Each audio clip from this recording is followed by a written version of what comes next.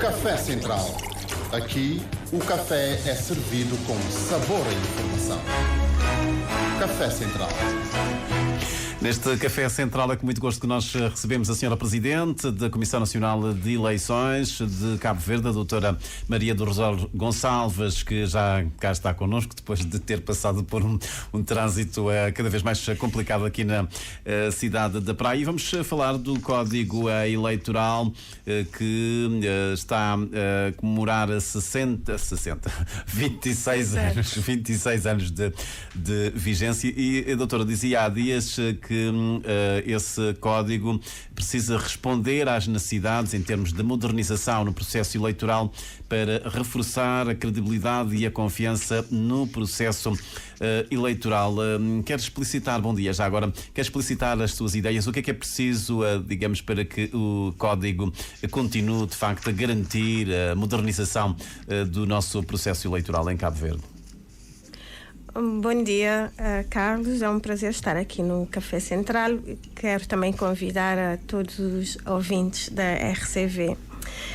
Sim, o Código Eleitoral, depois de 26 anos, não é, de vigência, e com a última revisão em 2010. Já lá vão alguns anos. Sim, de 2010 a esta parte, portanto, Cabo Verde deu um passo significativo no concernente, portanto, ao desenvolvimento de tecnologia de comunicação e informação, que naturalmente não está refletida no Código. E nesta perspectiva nós entendemos que, sobretudo, para responder à necessidade de modernização do recenseamento eleitoral, que é premente, portanto, o Código precisa de uma revisita por parte dos parlamentares com urgência que conseguirem naturalmente. Muito bem, e neste preciso momento há, digamos, duas iniciativas legislativas no Parlamento, um projeto do PICV, uma proposta do Governo. Por aquilo que a doutora já viu desses documentos, essas alterações vão na linha daquilo que a CNE defende para modernizar de facto os atos eleitorais em Cabo Verde? Sim, é com uma agradável surpresa que nós constatamos que as duas iniciativas estão alinhadas nesta perspectiva. Nós vemos que tanto o Governo como a bancada parlamentar do PICV convergem, propondo, portanto, a introdução do recenseamento automático, ou seja, um recenseamento cuja base de dados será alimentada através da base de dados do Registro Civil. Do SINIAC. Sim, do SINIAC. Portanto, há uma convergência expressiva e robusta das duas iniciativas nesta perspectiva, o que é bastante animador. Muito bem. Doutora Maria do Rosário, uma das propostas também, pelo menos uma das ideias, é no sentido de a Presidente da CNE não estar, digamos, nessas funções a tempo inteiro, durante todo o tempo.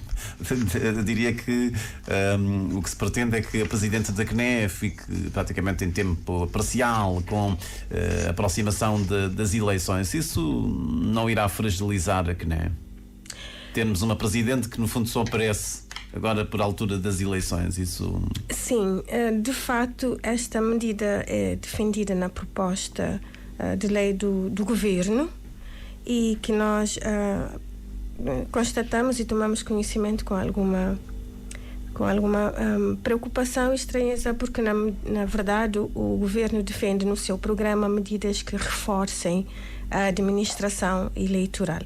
E esta iniciativa, propondo que o presidente da Comissão Nacional de Eleições não estar em regime de exclusividade, mas estar em regime de senhas de presença, que é ainda uma situação do nosso ponto de vista mais agravada para a própria Comissão Nacional de Eleições.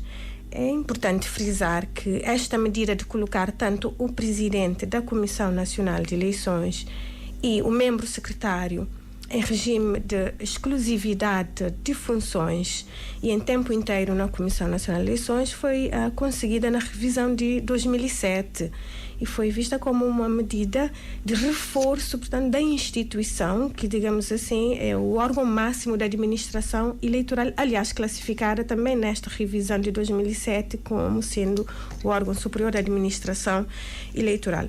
Nós entendemos que sim, que é possível que nem o país e nem mesmo a própria Comissão Nacional de Eleições esteja preparada para uma gestão nesses termos. O quadro de pessoal é praticamente inexistente, não tem um corpo de pessoal experiente e grande parte do trabalho, sobretudo jurídico de investigação, é feito pelos membros da Comissão Nacional de Eleições e pela própria Presidente, que, digamos, é a jurista em tempo inteiro da Comissão Nacional de Eleições, pelo que nós entendemos que haverá espaço para os parlamentares reanalisarem este percurso na perspectiva de não se tomar uma medida pontual que possa vir depois enfraquecer o órgão da administração eleitoral cabo-verdiana. Nós entendemos que não é essa a perspectiva, a não ser que, Carlos Santos, seja a intenção do governo ter na presidência da Comissão Nacional de Eleições um profissional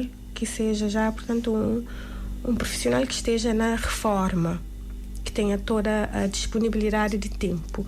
Porque nós vimos também nesta proposta do governo que o presidente deixa de ser necessariamente magistrado, podendo ser, portanto, qualquer jurista que tenha idoneidade e tenha os outros requisitos. Pode ser que seja essa a perspectiva, portanto, recorrer ao quadro que esteja da reforma. Exato, sim. Vamos acompanhar então esse debate. A CNE conseguiu há dias um dos seus intentos, precisamente a questão do orçamento privativo. O Tribunal Constitucional veio dar razão a essa reivindicação da CNE no sentido de ter mais autonomia e espaço de manobra com o seu próprio orçamento. A doutora não reagiu ainda. Como é que recebeu essa decisão? Porque foi uma ação intentada através da Provedoria, do Provedor da Justiça. Sim. Foi através do Provedor de Justiça, porque a Comissão Nacional de Eleições não tem legitimidade para, portanto, intervir junto do Tribunal Constitucional. E nessa perspectiva nós pedimos, portanto, o apoio do Sr. Provedor, no sentido de ser o nosso braço e fazer-nos chegar ao Tribunal Constitucional e levar o assunto para apreciação. E queríamos aqui, não reagimos ainda, para publicamente agradecer o Sr. Provedor da Justiça por nos ter atendido, na medida em que havia outros órgãos de soberania que poderiam ter feito ex officio, ou seja, oficiosamente, esta interpelação ao Tribunal Constitucional. Falamos designadamente do Presidente da República, falamos também do Procurador-Geral da República e falamos também da própria bancada parlamentar do PAICV, e todos no país vinham acompanhando essa questão desde 2018 e tornou-se público, portanto, esta questão, e qualquer um desses órgãos poderiam tê-lo feito. Pelo que agradecemos profundamente ao Provedor de Justiça. Queremos realçar que é um acórdão importante na medida em que vem tornar claro qual foi a ideia do legislador na revisão de 2007, porque esse orçamento privativo, garantindo maior independência à Comissão Nacional de Eleições, foi conseguida nesta revisão. Então, o Tribunal Constitucional veio clarificar, sobretudo, a natureza independente e constitucional da Comissão Nacional de Eleições, ficando, penso, na nossa perspectiva, clarificada a confusão interpretativa havida durante esse tempo por outros órgãos de soberania, também da parte do governo, que a Comissão Nacional de Eleições não é um órgão da administração indireta, é independente.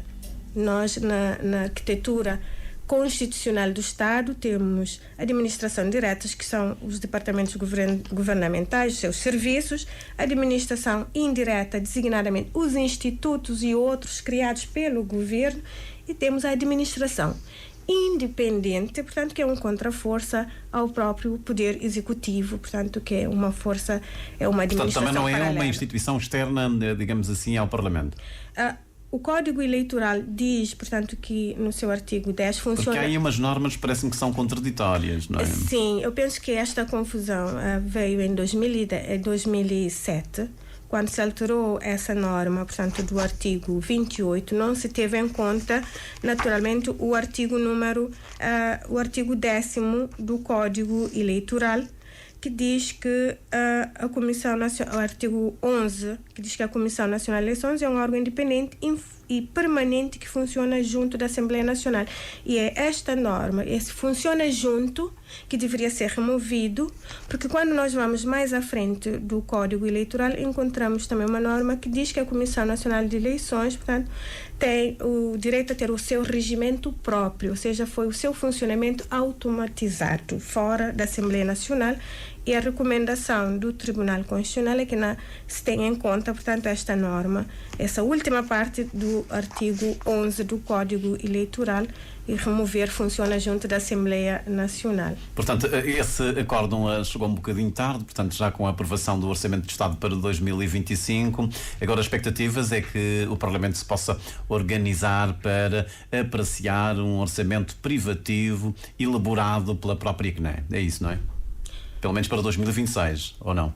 Não, a Comissão Nacional de Eleições, com a aprovação com a saída do acordo, naturalmente elaborou o seu próprio orçamento privativo novamente e já foi entregue à Assembleia Nacional, porque nós entendemos que possa não ser impossível juridicamente, portanto, a aprovação desse orçamento privativo, ou então que se encontre uma solução alternativa para reforçar o orçamento de funcionamento da Comissão Nacional de Eleições para este ano, que é um ano pré-eleitoral, e no próximo orçamento, agora sim, a Assembleia Nacional cumprir e executar o acordo. Na nossa perspectiva, é possível ainda aprovar um orçamento privativo da Comissão Nacional de Eleições, naturalmente que daria mais trabalho, não é? Daria mais trabalho, mas seria possível, mas também a Comissão Nacional de Eleições não está irredutível nessa perspectiva. É que nós ouvimos durante a discussão a muitos deputados a dizerem que se calhar terá que se rever, digamos, ou mexer no regimento, porque o regimento não prevê essa discussão em separado do orçamento privativo da CNE. Ou não, isso não é preciso? Nós não conseguimos ver esta dificuldade do ponto de vista do regimento da Assembleia Nacional, porque nós entendemos que, fechado o montante que será disponibilizado à Comissão Nacional de Eleições com o Governo, a Comissão Nacional de Eleições faz a distribuição deste montante, faz os acertos que tiver que fazer antes que o orçamento seja levado, não é, ao plenário para ser aprovado através de uma resolução. E a apresentação, ou seja, a leitura deste documento, portanto, pode ser feito por quem faz o da própria Assembleia Nacional. É essa leitura que nós fazemos até agora. Muito bem. Voltando ao Código Eleitoral, que está a assinalar 26 anos de vigência. Em instantes falou num dos ganhos, ou pelo menos há uma ideia nesse sentido, de se tornar o recenseamento, digamos, permanente. Tem-se falado também na questão do voto eletrónico e na antecipação do voto. São aspectos que podem melhorar o processo, modernizar já agora o processo eleitoral em Cabo Verde? Sim, tanto é que a proposta do governo já traz a implementação do próprio voto eletrónico, está regulamentado na sua proposta de lei. O que é que nós entendemos? Que há espaço para se falar e trabalhar todo o processo de votação eletrônico. Na nossa perspectiva, é uma questão que precisa ser ainda trabalhada e muitas questões precisam ser ainda respondidas. E uma das questões, qual é o tipo de voto eletrônico que se propõe e qual a sua finalidade? Conseguimos desprender ou depreender da proposta do governo que será o voto eletrônico presencial. Ou seja... Portanto, o eleitor vai a uma máquina e exerce...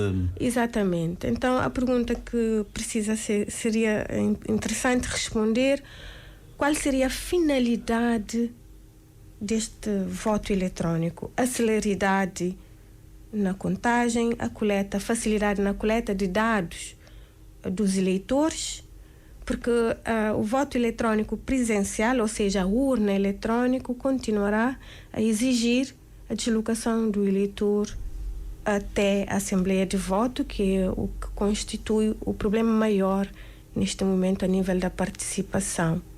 Então, eu penso que ainda há espaço para que Cabo Verde portanto, responda. não vai ser em 2026, é o que está a dizer, para termos condições para avançar para o voto eletrónico. Não sabemos em que pé que anda o governo, mas nós não estamos a ver o voto eletrônico a ser implementado em 2026. Até ponto de vista Doutora, eu fico normativo. com a impressão é que o governo elaborou a sua proposta, mas não ouviu a CNE. Nós fomos ouvidos na perspectiva de darmos um parecer sobre a proposta. E nós demos o nosso parecer sobre a proposta. E o nosso parecer era exatamente este, que fosse, primeiramente, modernizado o recenseamento, criando uma base de dados sólido, que assegurasse um caderno bom e robusto e transparente, uma boa base para o processo eleitoral credível, e se trabalhasse mais a questão do voto eletrônico e se fosse implementado primeiro uma experiência piloto antes da adoção do próprio sistema de voto eletrônico. E nós pensamos que este pode ser o melhor caminho para Cabo Verde. Portanto, fazermos uma experiência piloto. Numa ilha, num círculo eleitoral. Exatamente. E com base nessa experiência respondermos às questões, o porquê e a finalidade do voto eletrônico para Cabo Verde. Já temos um ganho, que é a rapidez na contagem e da divulgação dos resultados. Portanto, agora de facto era ver a viabilidade desse sistema, se está a implementar e se terá que ser presencial, não é? Sim, e se vai ser implementado, qual é o modelo? O modelo remoto, através do telemóvel, tecnologia avançada e urna eletrônico para um território como Cabo Verde, o número de eleitores que nós temos, que não é muito expressivo, respondermos sobretudo o porquê antes de fazermos investimentos. E o voto antecipado deve ser alargado? O voto antecipado veio agora nas últimas eleições, com esse caso do ex-presidente da República, Dr. Jorge Carlos Fonseca, portanto, que alegou que ia viajar e conseguiu votar, digamos, por ordem do tribunal. Devia-se alargar, dar a possibilidade de mais cabo-verdianos também poderem votar de forma antecipada? Sim, o voto antecipado é um dos mecanismos para facilitar o exercício do voto aos cidadãos. Foi alargado na revisão de 2007, efetivamente, e nós pensamos que há espaço para alargar. E essa sentença aqui no Círculo Eleitoral da Praia, portanto, veio trazer essa questão novamente para o debate. E a Comissão Nacional de Eleições tem defendido nos sucessivos pareceres a necessidade do seu alargamento. Nós pensamos que em questão de infraestruturas e de logística, a administração eleitoral consegue responder a um alargamento.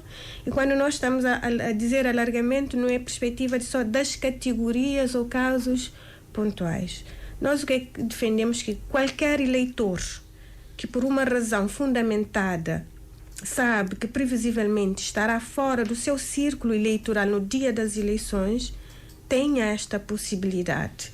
Portanto, é isso. Nós, nas duas propostas, duas iniciativas legislativas, conseguimos identificar, portanto, que há abertura para o alargamento, mas continua a ser numa lógica, portanto, enumerativa, taxativa, ou seja, identificar casos concretos. E nós gostaríamos que, de fato, houvesse uma cláusula ou uma linha que dissesse que qualquer eleitor que devidamente fundamentado, portanto, possa ter esta possibilidade, e nós entendemos que há espaço para isto, porque não advém nenhum problema que pudesse pôr em causa a integridade e a confiabilidade do processo, só facilitaria e aumentaria a participação eleitoral. E já agora, tendo em conta que as redes sociais, em instantes estava a falar precisamente no desenvolvimento considerável de Cabo Verde, tem conhecido em termos de novas tecnologias de informação e comunicação, o nosso Código Eleitoral, cuja última revisão foi em 2010, portanto não contempla esta questão das redes sociais, e hoje nós sabemos que as campanhas acabam por ser feitas, em boa parte, nas redes sociais e nas plataformas digitais. Era possível introduzir estas questões? Sim, nós na análise que fizemos não conseguimos ver essa questão retratada nas duas iniciativas legislativas, ou seja, adaptação de algumas normas que são importantes para responder às necessidades advindas da massificação das redes sociais e o seu impacto no processo político e eleitoral. Não está refletida nas duas propostas. E a título exemplificativo que nós entendemos que deverá merecer atenção do legislador na próxima revisão nesta matéria, nós enunciaríamos, por exemplo, o artigo 113 do Código Eleitoral, que refere ou proíbe a publicidade comercial. E, naturalmente que as plataformas digitais são hoje constituem uma das plataformas mais importantes de propaganda comercial. Mas o artigo 113 não chega às redes sociais. E nós já tínhamos no nosso parecer chamado a atenção para melhoramento desta norma. Mas eu sei que a CNE andou a notificar as candidaturas que fizeram publicidade comercial nas redes sociais, mas com que base já agora? Certamente, porque nós fazemos um esforço interpretativo e uma interpretação atualista. Não é analogia, é uma interpretação atualista. Porque quando a norma diz sobre qualquer forma de publicidade comercial, redes sociais é uma forma de publicidade comercial e nós entendemos que enquadra, mas nós pensamos que este exercício interpretativo por parte do aplicador da norma deve ser dispensado e, havendo espaço para uma revisão, a norma deve refleti-la expressamente, porque já é conhecido este problema. Temos também o artigo 308, número 2 do Código Eleitoral, Carlos, que diz que o eleitor, portanto, não pode dizer o seu sentido de voto num raio de 500 metros da Assembleia de Voto, mas pode, dentro da Assembleia de Voto, portanto, fazer um post e dizê-lo. Portanto, o alcance é muito maior, não é? O dano que se pretende com a norma é muito maior através das redes sociais, mas também não está refletida aqui no 308, portanto, também precisa desta melhoria. O artigo 106, por exemplo, número 11, que diz proíbe propaganda comercial no dia e na véspera das eleições, não faz no terreno, faz nas redes sociais. Então, tem algumas normas que nós pensamos, e ainda bem que há ainda tempo e espaço para se fazer este exercício no Parlamento. No Parlamento, sim, senhora. Estamos em cima do conversa, infelizmente aqui o tempo passa a correr. E a doutora Maria do Rosário Gonçalves estaria disponível para continuar ainda à frente da CNE? Eu sei que o mandato já expirou. Se houver diligência nesse sentido, estaria disponível para continuar ou não? Eu estou ainda na condição de servir. Eu sou quadro do Estado. Eu devo servir onde eu for considerada de interesse. Portanto, para mim, eu estou na Comissão Nacional de Eleições, o meu estatuto profissional é de juiz. Portanto, para mim, estar a servir na Comissão Nacional de Eleições, eu estar a servir no Tribunal da Praia é a mesma. Naturalmente, com algumas exigências adicionais, portanto, na Comissão. Mas o que eu digo é, se for de entendimento do Conselho Superior da Magistratura, primeiro, quadro a quem pertenço, e da Assembleia Nacional, que eu deva permanecer na Comissão por mais um mandato, eu estarei disponível. Se for para regressar para o Tribunal da Praia, com maior prazer. Não é? Ainda estou dentro daquela fase de servir e, portanto, onde Sim, for senhora. chamada. Muito obrigado, doutora, por ter estado connosco neste Café Central. Falamos dos 26 anos de vigência do Código Eleitoral.